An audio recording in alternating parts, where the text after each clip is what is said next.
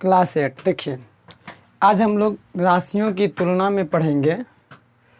राशियों की तुलना में अनुपात और प्रतिशत पढ़ेंगे। क्लास 8 डॉक्टर केसी सिन्हा हम लोग सॉल्व करेंगे। और ये चैप्टर नंबर कितना है हमारा? शायद 10 है, चैप्टर 10 है। ये चैप्टर CHAPTER चैप्टर 10 यानी 10वां नंबर हम लोग चैप्टर पढ़ेंगे डॉक्टर केसी सिन्हा में, जिसका नाम है राशियों की तुलना।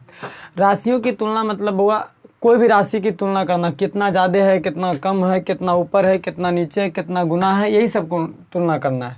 तो सबसे पहले इसमें हमको अनुपात और समानुपात और प्रतिशत के बारे में पढ़ना है। यानी इसका इंग्लिश बोले तो ratio and percent. Ratio and percent. सबसे पहले अनुपात के बारे में पढ़ेंगे हम लोग। सबसे पहले किसके बारे में पढ़ेंगे? अनुपात। अनुपात क्या है जो समझ, यानी रेशियो क्या है? RATIO ratio.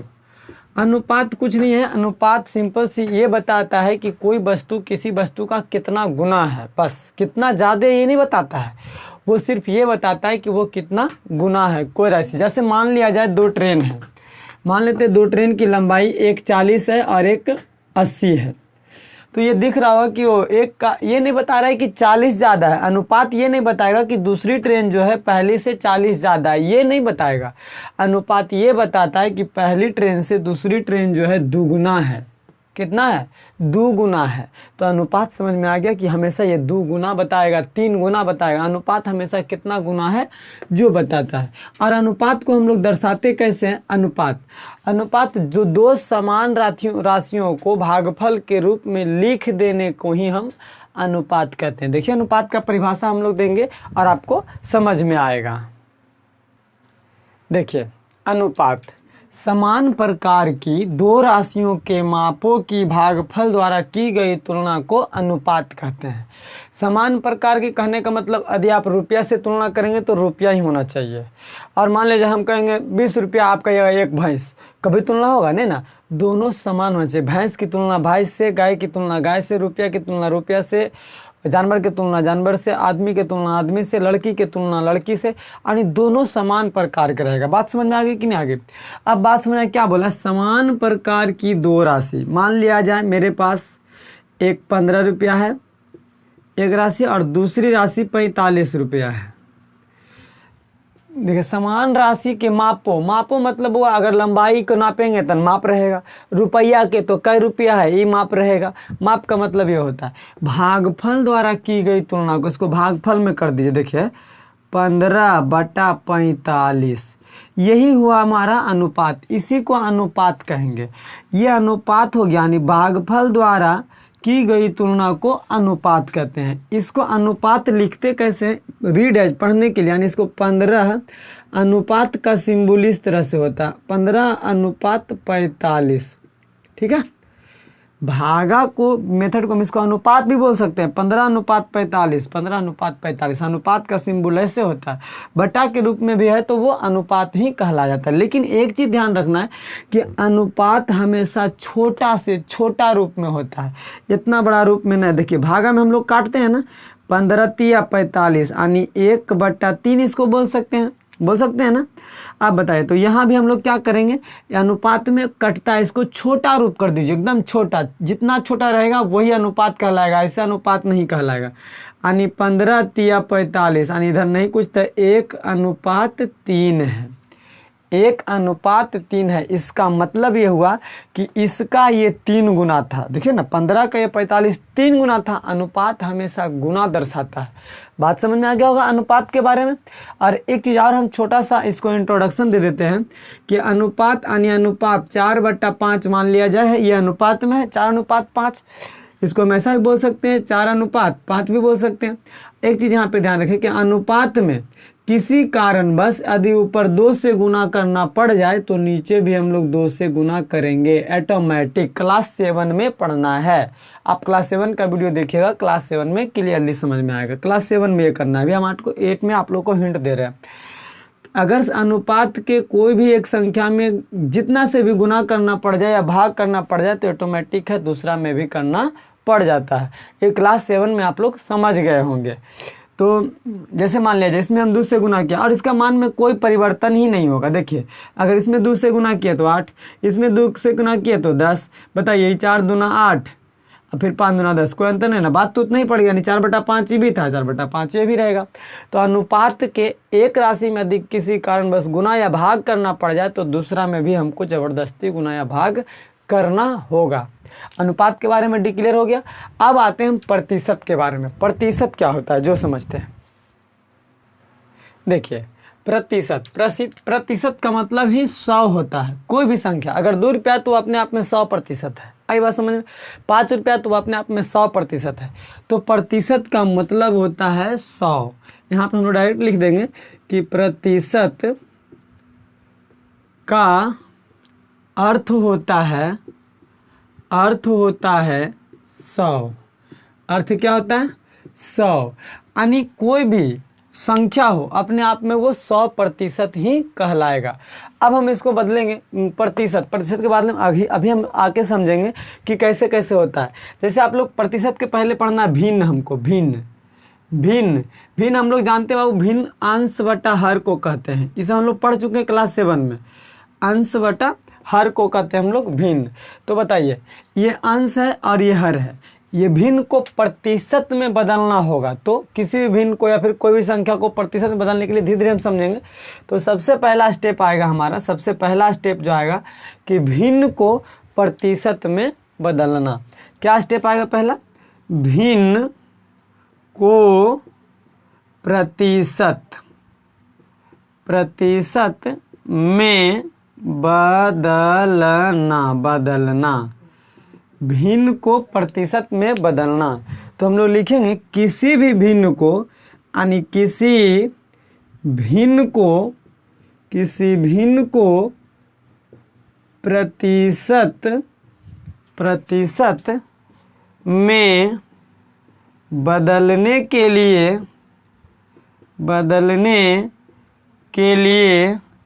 100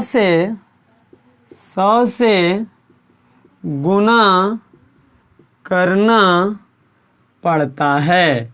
100 से गुना करना पड़ता है। जैसे मान लिया जाए, हम कोई भी भिन्न ले सकते हैं। मान लिया जाए एक एग्जांपल क्वेश्चन में हम लोग लेते हैं 1/5 को प्रतिशत, हटा दो सब नहीं खेबो, दिन भर यही सब हटा दो सब नहीं 1/5 को प्रतिशत में बदलिए। 1/5 को प्रतिशत में बदलिए। तो अभी हम लोग सीखे हैं कि भिन्न 1/5 क्या है? भिन्न है। 1/5 क्या है? भिन्न है, क्योंकि इसमें अंश बटा हर। इसको भिन्न को प्रतिशत में बदलने के लिए 100 से गुना करना पड़ेगा। क्यों? क्योंकि प्रतिशत का अर्थ ही होता है 100। तो बउआ 1/5 गुना में 100% में बदलना है। कट जाएगा, भिन्न के गुना हम लोग सीखे हैं, कटता है 20 बार में, 20 25 100। अब 20 गुना 1 करेंगे तो 20, यानी ये 20% आ गया। और ये हम लोग समझाए थे, पर नहीं समझाए हैं। प्रतिशत का जो चिन्ह होता है, प्रतिशत का चिन्ह इस तरह का होता है। बात समझ में आई? प्रतिशत, यानी इसको 20% बोल देंगे, कोई दिक्कत नहीं ना। यानी भिन्न को प्रतिशत में बदलने के लिए 100 से गुना करना पड़ेगा। भिन्न को प्रतिशत में बदलने के लिए 100 से गुना करना पड़ेगा। जैसे एक क्वेश्चन और ले लेते हैं। मान लेते हैं हम कैसा क्वेश्चन ले लेते 4/8। तो भिन्न अभी भिन्न में है, लेकिन इसको कट जाएगा, 4 दूना 8 कटेगा ना, यानी 1/2 हम ले सकते हैं। डायरेक्ट हम 1/2 ले सकते हैं। 1/2 को प्रतिशत में बदलिए। तब प्रतिशत में बदलने के लिए 100 से गुना कर देंगे, कोई दिक्कत नहीं। 100 से गुना करेंगे 50, अब 50 गुना 1 तो 50%, कोई दिक्कत नहीं। अब आप लोग को प्रतिशत बदलने के लिए आ जाएगा। भिन्न संख्या को प्रतिशत में बदलने के लिए 100 से गुना करेंगे। अब आगे हम लोग पढ़ेंगे। अब आएगा क्वेश्चन प्रतिशत को भिन्न में बदलना। तो प्रतिशत को कैसे भिन्न में बदलेंगे जो समझिए। सॉरी प्रतिशत को भिन्न में बदलना। हाँ, तो यहाँ पे लिख देंगे कि प्रतिशत को भिन्न में बदलने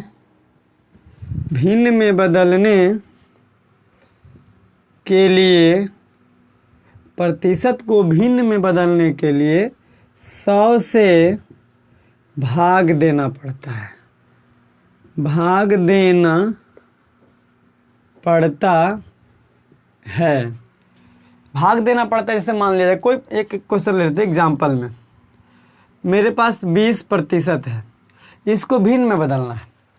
इसको कैसे बदलना है? भिन्न में। तो अभी हम लोग सीखे हैं कि प्रतिशत को भिन्न में बदलने के लिए 100 से भाग, यानी प्रतिशत हटा तो 100 बटा में आ गया, हटाने के लिए 20 25 100 यानी 1/5 भिन्न के रूप में आ गया कि नहीं आ गया। मान लिया जाए एक आध क्वेश्चन और लेते एग्जाम्पल में, 5%, मान लिया 5%, तो 5% को हटाने के लिए 100 से भाग, क्योंकि अभी बताएं प्रतिशत को भिन्न में बदलने के लिए, तब बताओ 20 यानी 1/20, ये क्या हो गया? भिन्न संख्या हो गया। प्रतिशत के रूप में था, भिन्न के रूप में ले आए कि नहीं ले आए। अब थोड़ा सा आएंगे, इसी में आएगा कि दशमलव भिन्न को प्रतिशत में बदलना और भिन्न को दशमलव भिन्न में, सॉरी प्रतिशत को दशमलव भिन्न में बदलना। दो टॉपिक और है, बहुत ईजी समझ में आ जाए। देखिए ये भी एकदम सिंपल है, दशमलव भिन्न को प्रतिशत में बदलना।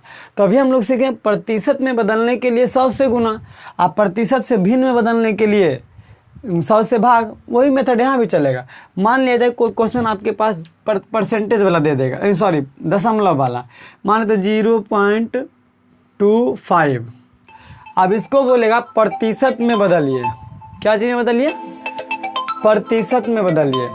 फ़ोन आकर के बड़ा डिस्टर्ब करते रहता है, खैर अभी छोड़िए फ़ोन तो उनको। यानी प्रतिशत को भिन्न में बदलना है, तो हम लोग कैसे करेंगे? देखिए 0.25 है, और इसको हम क्या करेंगे कि 1 मिनट फ़ोन से बात कर लेते थोड़ा सा।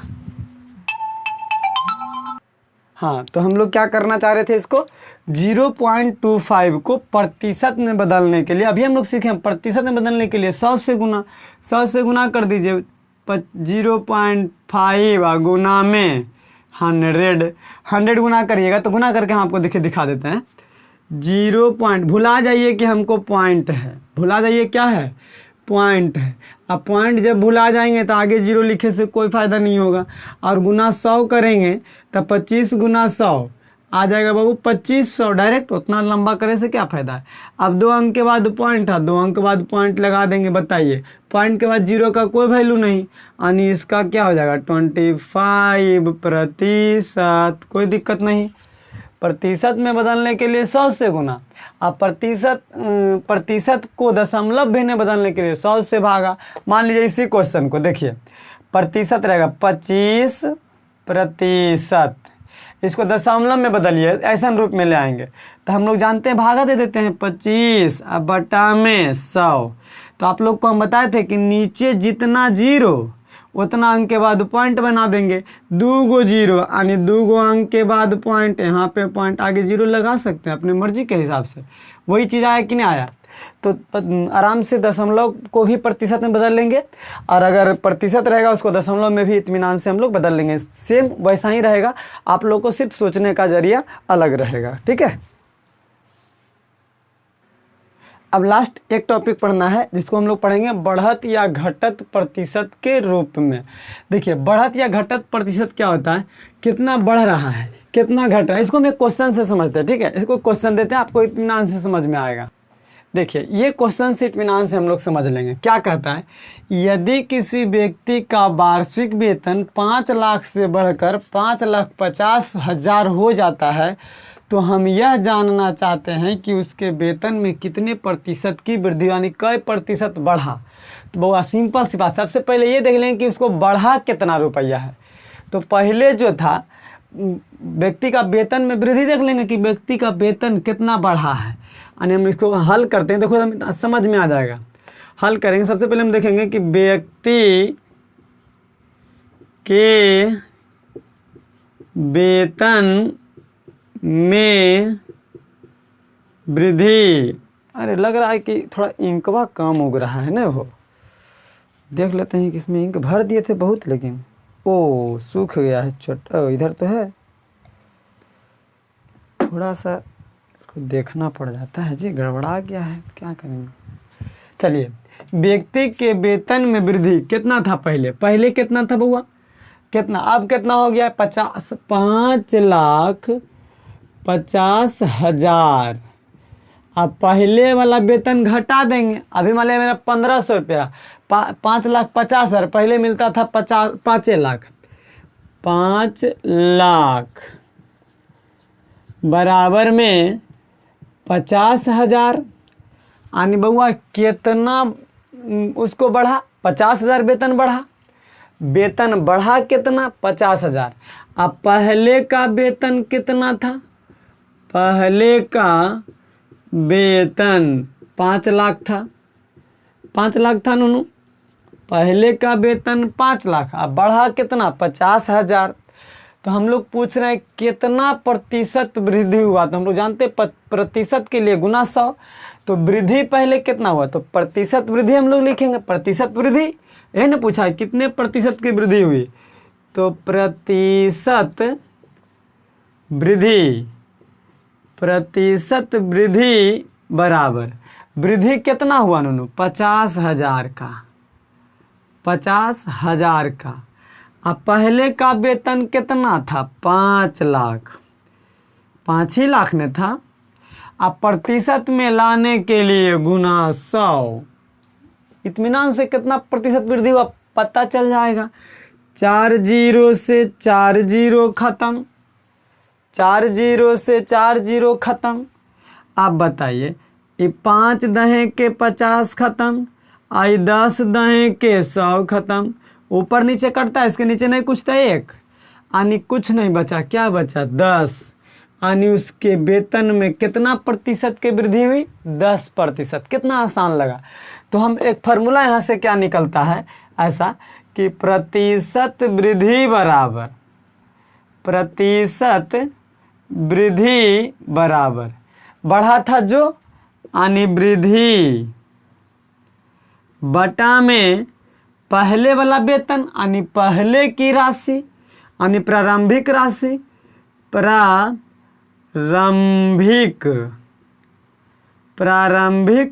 राशि गुना में 100। अगर मान लीजिए कोई क्वेश्चन में वेतन में घटेगा तब पूछे कितना प्रतिशत कमी हुई, तो इसी प्रकार हम लोग एक फॉर्मूला बना लेंगे, प्रतिशत कमी, प्रतिशत कमी बराबर वृद्धि था, यहाँ तो यहाँ कमी, कमी था तो कमी, कमी लगता है गलती लिख रहे हैं, कमी इधर से लिखाएगा नहीं, कमी, कमी। अब बटा में वही चीज़ प्रारंभिक राशि, यानी जो पहले वाला राशि था, प्रारंभिक राशि गुना में 100। ये दोनों फार्मूला हमको आगे चल कर के काम आएगा, ये दोनों फार्मूला क्या आएगा, काम आएगा। प्रतिशत वृद्धि बराबर, तो वृद्धि बटा प्रारंभिक राशि गुना 100, प्रतिशत में लाने के लिए गुना से 100, प्रतिशत कितने प्रतिशत की कमी होगी, तो कमी बटा प्रारंभिक राशि गुना में 100। अब इतना के बाद आप लोग को क्वेश्चन बनाने में इजी हो जाएगा, ठीक है। तो मैं आशा करता हूँ कि आप लोग को ये समझ में आया होगा, कमेंट सेक्शन में ज़रूर बताइए कि समझ में आया कि नहीं आया, ठीक है। बाकी फिर मिलेंगे अगले क्लास में चैप्टर के साथ। कौन सा चैप्टर आगे क्लास में, चैप्टर ज़रा देख लेते हैं। 10.1 में मिलेंगे क्वेश्चन आंसर के साथ, उसमें आप लोग को बेहतरीन फिर एकदम डिटेल समझाएंगे। जैसे आप इसको डिटेल समझें, इससे और बेहतरीन इसको क्लास में जब क्वेश्चन आएगा तो क्वेश्चन पे हम लोग डील करेंगे, उस वक्त ज़्यादा से ज़्यादा समझ में आएगा, ठीक है। तो रहने देते हैं फिलहाल इतना ही तक, बाकी मिलेंगे अगले क्लास में अगले वीडियो के साथ।